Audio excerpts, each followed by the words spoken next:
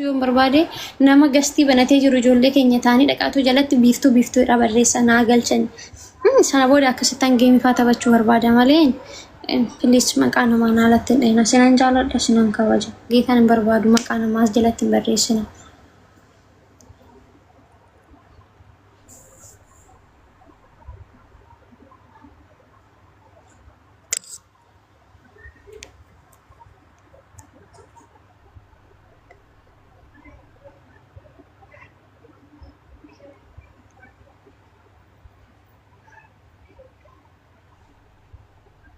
Yenen qochi wuddi bonkiyyaa simbar.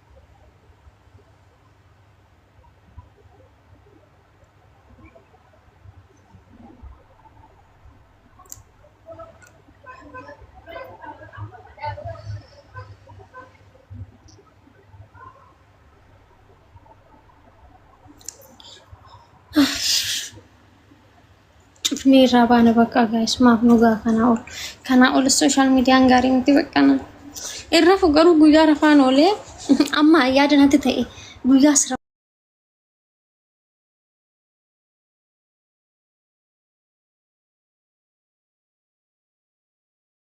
isaan bira xiqqoo taa'ee laalee edhina michuuti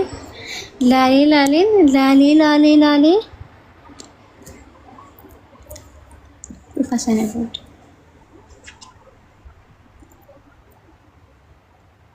bucho guyyaa guutuu rafaa oole an guyyaa online irran ture na agarreesin rafaan ture bar masii koo akkam oolte bareeddu koo maskiinota koo qashtiiwwan koo dhugaa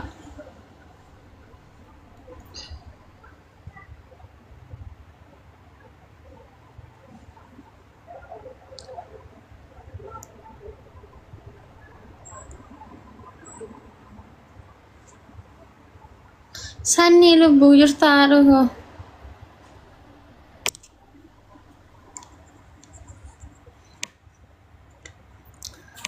Takkitti dhugaa rabbi ati maan seenaa wayii tokko na bira kaatteera. Haadhoo koo dhugaa rabbi.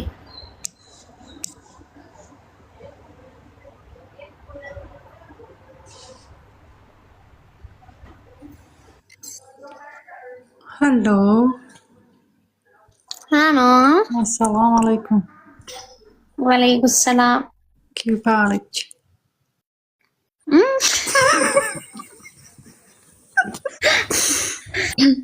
زين جريكا.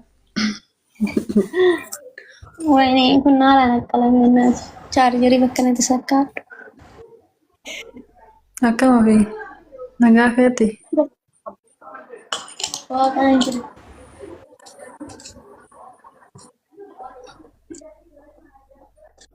مالتا أنا بناتش واقع نم ربهم يوم تأو هاي بريدة وصام مسلمة تاتي سفورة كنت كريستانة تايب إيشي رمتا يوشي بربادة كنت كريستانة تايب إنها كمان جرى رقان ما جرات رقان جرات جيراني Video san kaasetta natti fakkaate video akkaawunti kan as arge guddaan inni mana banee jira. Uummata kana fuulduratti boochee jechuun.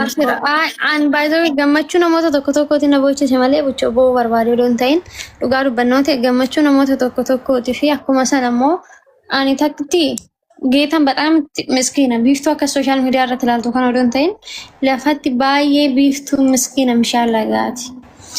Akkuma sana ta'e immoo namni amma social media irraa keessaa fi ala kiyana hubate maakii takkitti bichaadha geetan.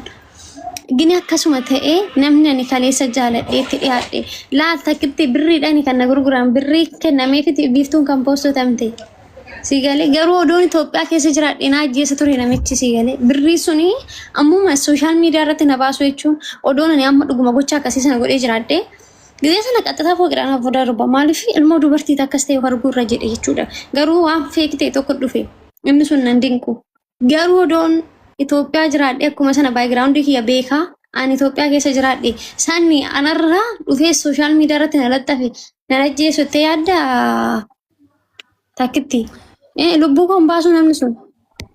Yaa inni maasirriidha garuu. Innaa baxaamitti natti dhaga'ame. Annatti dhaga'ame nama ganda kootitti itti qufi nama ganda kootitti jedhee of nyaachisuudhaan kanaaf na beektaa takkitti an guyyaa tokko ajandaa miidiyaa nama godhadhee hin beeku namni gizee hunda miidiyaa kanarratti ajandaa yoo na godhatullee an guyyaa tokko gadi ba'ee mee takkitti si erga na bartee silaa amma gadaana si miti. Akkaawuntiin kun akkuma keessatti guddatee kuma 300 seene hin beektaa. Biiftuu guyyaa tokkicha waa'ee namaatirra dubbattu naa gartee beektaa?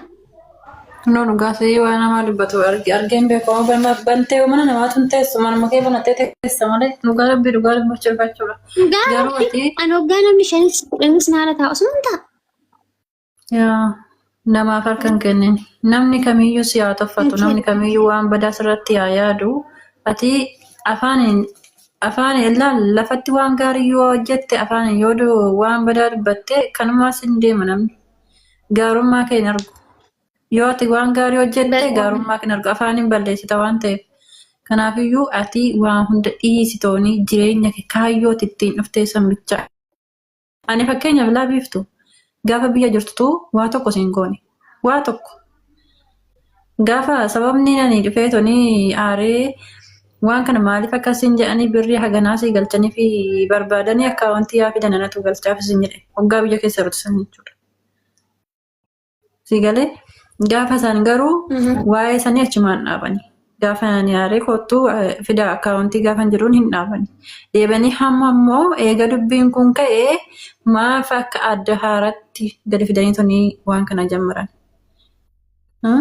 Namni tokko gaafa irratti duulamu bakka waan kun gaarii